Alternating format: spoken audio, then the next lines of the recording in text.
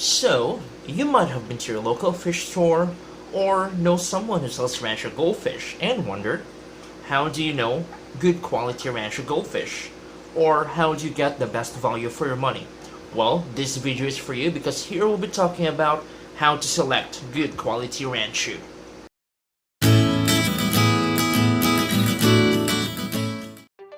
It's been a while since we last posted fish content, but now here we are discussing on the topic how to select good quality Ranchu. I'm gonna start this topic by saying that Ranchus are one of the most expensive fish out there. One main reason for this is Ranchus have a very high cull rate, which means out of thousands of babies produced from 2 Ranchu parents, most of them are rejects, most of them have deformities, and only very few are considered to be of good quality. With that being said, Ranchu prices may range from couple dollars to a couple $100 and more. In the Philippines, it may cost around hundreds of pesos to thousands of pesos, even 8,000 pesos, or even more depending on the quality of the Ranchu and the bloodline of the Ranchu. And since we'll be talking on selecting good quality Ranchu, we're also going to be talking about the quality classifications in Ranchu that we know since we've been keeping Ranchu goldfish for a long time. And these terms are the most common terms used, and you can also comment down if I said something that isn't right because I'm very open to corrections. Yes. So basically there are 4 main quality classifications in Ranchu, starting with the cull grade. Next one is the pet grade. The third one is the mat grade or material grade, and the last one is the show grade or the S grade. Cull grade Ranchus are the Ranchus with very noticeable deformities in their bodies, like maybe a curved spine, also lacking of body parts like a lacking eye, or maybe lacking of both eyes, a lacking fin, a lacking tail, maybe also a deformed head. Yes, Ranchus with excess body parts should also be considered cull grade Ranchus, like a Ranchu with a dorsal fin. However, there are people who keeps those type of Ranchus and calling them shark fin Ranchus, but lacking of body parts, noticeable deformities in the bodies, and also excess body parts are qualities of a cull grade Ranchu. These cull grade Ranchus are considered to be feeders, which means most of them are fed to other fish. And yeah, it seems to be a cruel thing to do, but to think on the brighter side, if there is, these Ranchus, these cull grade Ranchus or goldfish won't even have a chance, or maybe will just have a slim chance in surviving in competition with other fish in your tank. The next one is a pet grade Ranchu.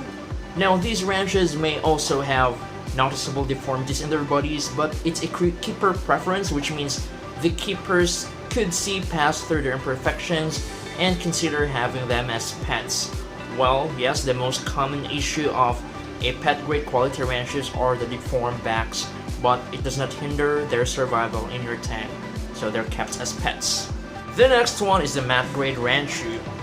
Well, these Ranchus are close to perfect with really minor imperfections, like maybe a slightly uneven tail, a slightly uneven fin, a slower wind growth, a bump or a kink on the back of the Ranchu, really minor. Now they are called material grade Ranchus because they are qualified to be used as breeding materials, which means they have the potential to produce good quality offsprings. And the last one is the show grade quality Ranchu. Well, these Ranchus are perfect Ranchus that are competed in shows.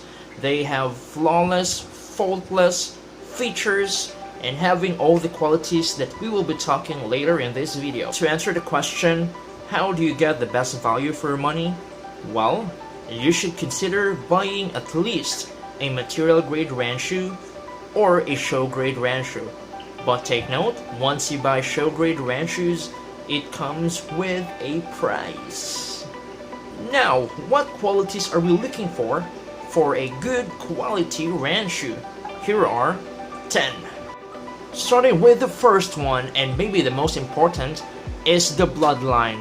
Well, yes, when buying a rancho, you should consider knowing the parents of the rancho or which farm do your ranchos come from. Well, knowing the bloodline of your rancho will let you know the full potential of your rancho. Do they grow in jumbo size? Or do they even grow fast? Or do they even produce good quality rancho babies once you decide to breed them? Well, yes, knowing the bloodline of your rancho does not only let you know the full potential of your rancho, but also will let you be assured of the stability of the genetics of your rancho. Well, if knowing the parents and knowing which farm your rancho came from is much of a hassle for you and you just want to decide on what you see right there, well, this number 2 should not be taken for granted because number 2 is the back curve. Now remember that ranchos are classified or characterized to their back curves, which means you should look for a rancho with a back curve that is so smooth. No kings, no bumps, no humps, no dips, just a smooth curve. Now there are ranchos with a longer curve, which means the curve goes like this, and there are ranchos with a rounder curve that goes like that. Now as long as it is proportionate to the other parts of the body, and as long as it is smooth, well, that's a go. Number 3 is the lower part of the body, or the abdomen, or the tummy. Now imagine a rancho eating a whole egg. That should be the form of the tummy of a rancho. Well, there are ranchos, once they're small, their tummies are not so big, and it's up to you to groom them. Well, as long as if you take the fins out of the picture, the lower part of your rancho should also be smooth, no kings and no bumps and all. Number 4 is the head or the wen. A good quality rancho should have a wen or a head that is not too small or not too big that it covers the eyes. Well, yes, in competitions, they'd go for a rancho with a wen that is not covering the eyes because it also gives a rancho a good swimming pattern because it can still see its way around the tank. The next one is the tail angle. Now imagine a rancho and you draw an imaginary line from the forehead of the rancho down to the peduncle, or the part by which the tail and the body connects. Well, a good quality rancho should have a tail that comes out to this imaginary line at a 45-degree angle. Number 6, split tails and no folds. Yes, ranchos are expected to have 2 split tails, and it does not resemble a single tail goldfish like a shabonkin. Now these 2 split tails should also be even to one another, and since ranchos don't have very long tails or very fancy tails like most orandas, now these tails are expected to be having no folds like this one.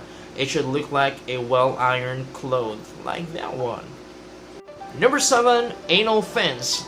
Best quality ranchos are expected to have 2 anal fins that are even to one another. However, a single anal fin is also considered a good quality as long as it is positioned on the center of the 2 split tails. And regardless of being a single anal fin or having 2 anal fins in ranchos, it should not totally come out from the tails of the rancho. You should only want to see its base.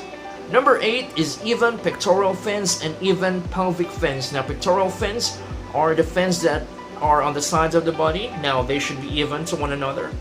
And also the pelvic fins, the fins on the bottom part of your rancho, like that one, should also be even to one another. Now they are even. They should be. Number 9 is the peduncle. Now, as I mentioned earlier in this video, the peduncle is the part of the body where the tail and the body connects. Now, a strong peduncle is ideal for a rancho, but it should not be too thick that it destroys the proportion of the body. Now, a strong, proportionate peduncle will give a rancho a very, very impressive swimming pattern. Which brings us down to number 10, the swimming pattern. Yes, a rancho should have an impressive swimming pattern. Now, head down, like this one, or a tail down, like that one, if he maintains like that, is not ideal for a rancho. Yes, also leaning on one side of the body is also not ideal. Swimming with a clamp fin, with their fins tucked in on the sides of their body, is also not a good sign or a good swimming pattern in a Ranchu. With the lack of dorsal fins, these Ranchus are naturally floaty, which means sometimes they seem to be having a hard time navigating around the tank, but excessive display of these behaviors are not ideal for a Ranchu. Yes, Ranchus are naturally floaty, and that makes them cute.